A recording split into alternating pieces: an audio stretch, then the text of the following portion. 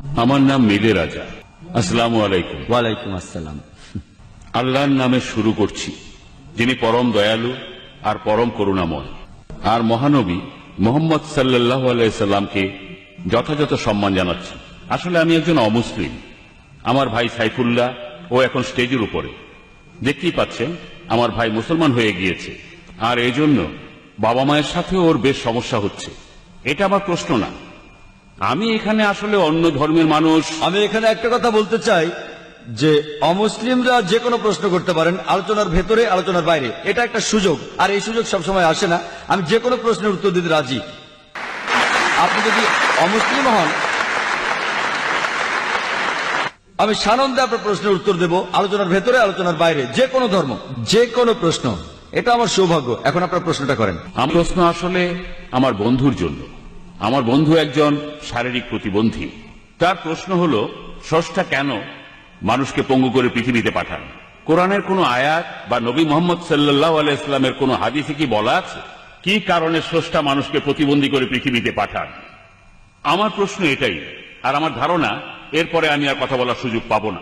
তাই আমি Islamic information centre এবং ডক্টর ফাতিমা মুসিফার আর ডক্টর জাকির নায়েককে ধন্যবাদ জানাচ্ছি আমাকে এই সুন্দর সুযোগ দেওয়ার জন্য। কেন, কি কারণে আল্লাহ কিছু মানুষকে পৃথিবীতে পাঠান পঙ্গু বানিয়ে? ভাইরা, এর কারণটা হলো পবিত্র কোরআনে সূরা মুলকের 2 নম্বর আয়াতে উল্লেখ করা হয়েছে যে আল্লাযী খালাকাল মাউতা ওয়াল হায়াতা, তিনি আল্লাহ জীবন আর মৃত্যু সৃষ্টি করেছেন তোমাদের পরীক্ষা করার জন্য। এখন আপনি এই প্রশ্নটা করেছেন যে কিছু মানুষ কেন জন্মায় পঙ্গু হয়ে, আর কেউ গরিব, কিছু মানুষের জন্মগত কঠিন অসুখ থাকে।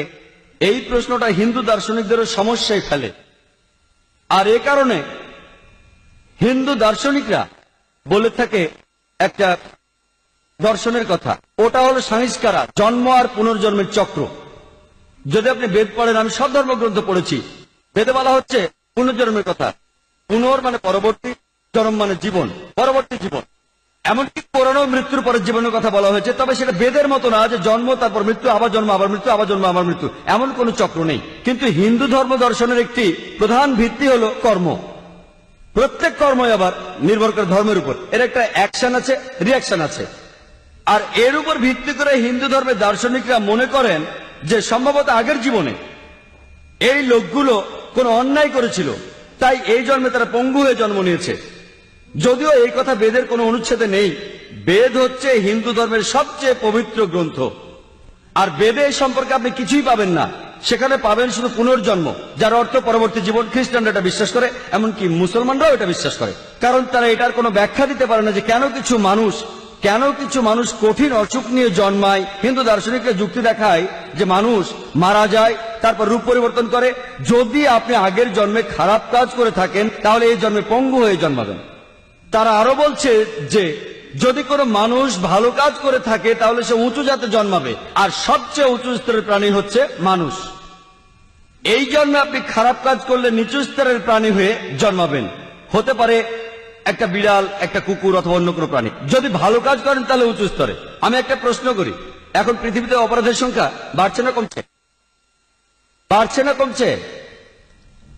বাড়ছে না কমছে? বাড়ছে। সবাই একমত, বাড়ছে। এখনকার দিনে পৃথিবীর জনসংখ্যা বাড়ছে না কমছে? বাড়ছে। যদি ধরে নিই যে খারাপ কাজ করলে নিচু স্তরে জন্ম হয়, তাহলে তো পৃথিবীর মানুষ কমে যাওয়া উচিত। পরও কথা থাকে, কেন কিছু মানুষ জন্মায় কেউ পঙ্গু হয়ে, কেউ গরিব হয়ে, কারো জন্মগত ত্রুটি থাকে? এর উত্তর দেওয়া আছে পবিত্র কোরআনের সূরা মুলকের 2 নম্বর আয়াতে, আল্লাযী খালাকাল মাউতা ওয়াল হায়াতা, তিনি আল্লাহ জীবন আর মৃত্যু সৃষ্টি করেছেন পরীক্ষা করার জন্য তোমাদের। পৃথিবীতে তোমার জীবন একটা পরীক্ষা পরকালের জন্য, এবং তোমাকে দেয়া পরীক্ষার উপর ভিত্তি করে তোমার বিচার হবে। আর মহান স্রষ্টা এক একজনকে এক একভাবে বিচার করবেন। যখন আপনি কোনো পরীক্ষা দিতে বসেন, প্রত্যেক বছর পরীক্ষার প্রশ্নপত্র বদল হয়। যদি প্রশ্ন না বদলায় তাহলে পরীক্ষাটা কিসে? প্রতি বছর প্রশ্ন বদলাবে। একইভাবে আল্লাহ সুবহানাহু ওয়া তাআলা বিভিন্ন মানুষকে বিভিন্নভাবে পরীক্ষা করেন। তিনি কিছু মানুষকে সম্পদ দেন, আর যদি কাউকে সম্পদ দেন, ইসলামী শরিয়া বলে আপনার অতিরিক্ত সম্পদের 2.5% দান করে দিতে হবে, যেটাকে বলা হয় যাকাত।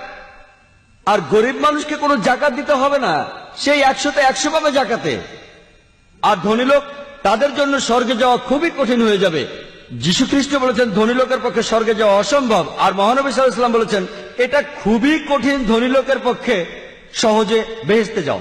যদি আপনি ভালো করে দেখেন যে আল্লাহ সুবহানাহু ওয়া তাআলা আপনাকে যে সুযোগ সুবিধা দিয়েছেন তা দিয়েই আপনার বিচার করা হবে। যদি আপনাকে সম্পদ দেন তাহলে জাকাত দিতে হবে, যদি সম্পদ না থাকে কোনো জাকাত দিতে হবে না। কিছু মানুষকে তিনি পঙ্গু বানিয়ে পৃথিবীতে পাঠান, তারা পঙ্গু হয়ে জন্মায়। যদি কেউ আমাকে প্রশ্ন করে যে এই শিশুটির অপরাধ কি, সে কি অন্যায় করেছে, আমরা ইসলামে বিশ্বাস করি প্রত্যেক শিশু মাসুম, প্রত্যেক শিশু নিরপরাধ আর নিষ্পাপ। কিন্তু যখন সে এভাবে জন্মাচ্ছে, হতে পারে যে আল্লাহ কোরআনে বলেছেন তোমার সম্পত্তি, তোমার সন্তান, তোমার স্ত্রী হলো তোমার জন্য পরীক্ষা। এটা বাবা মার জন্য পরীক্ষা হতে পারে। হয়তো আল্লাহ বাবা মাকে পরীক্ষা করছেন, হয়তো বাবা মা আল্লাহকে খুব মানে, হতে পারে তারা খুব ধার্মিক। এখন আল্লাহ তাআলা তাদের আরো কঠিন পরীক্ষায় ফেলেছেন যে এবার তোমাদের সন্তানকে পঙ্গু বানালাম। স্রষ্টা দেখতে চাইছেন এখনো সেই বাবা মা আল্লাহকে বিশ্বাস করে কিনা। আর পরীক্ষা যত কঠিন, পুরস্কারও তত বড়। যেমন ধরেন আপনি যদি বিএ তার মানে গ্র্যাজুয়েশন পরীক্ষা দেন, এটা খুব সহজ। কিন্তু আপনি যখন মেডিকেল গ্র্যাজুয়েশন পরীক্ষাটা দেবেন সেটা বেশ কঠিন। কিন্তু আপনি যখন এমবিবিএস পাস করবেন, নামের আগে লেখা হবে ডাক্তার, পরীক্ষাটা কঠিন, কিন্তু যখনই আপনি পাস করবেন আপনি ডাক্তার, সম্মানটা অনেক বেশি।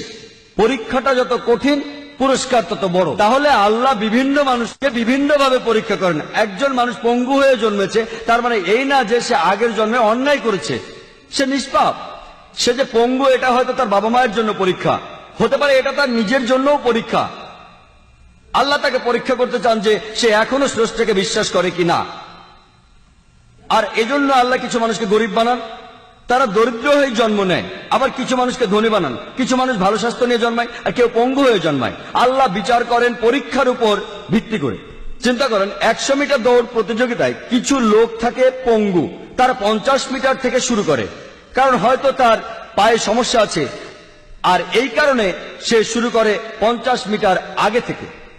যদি আল্লাহ দেখেন যে কোনো মানুষের কাছ থেকে কিছু সুযোগ সুবিধা কেড়ে নেওয়া হয়েছে, তাহলে তিনি সেভাবেই বিচার করবেন। যদি পরীক্ষার প্রশ্ন কঠিন হয় তাহলে টিচার সহজভাবে খাতা দেখেন, আর যদি প্রশ্ন সহজ হয় তাহলে টিচার একটু কঠিনভাবে খাতা দেখে থাকেন। আর আল্লাহ তাআলা এক এক মানুষকে এক এক ভাবে তৈরি করেছেন, বিভিন্ন রঙে, বিভিন্ন ভাষায়, আলাদা আলাদা পরিবেশে।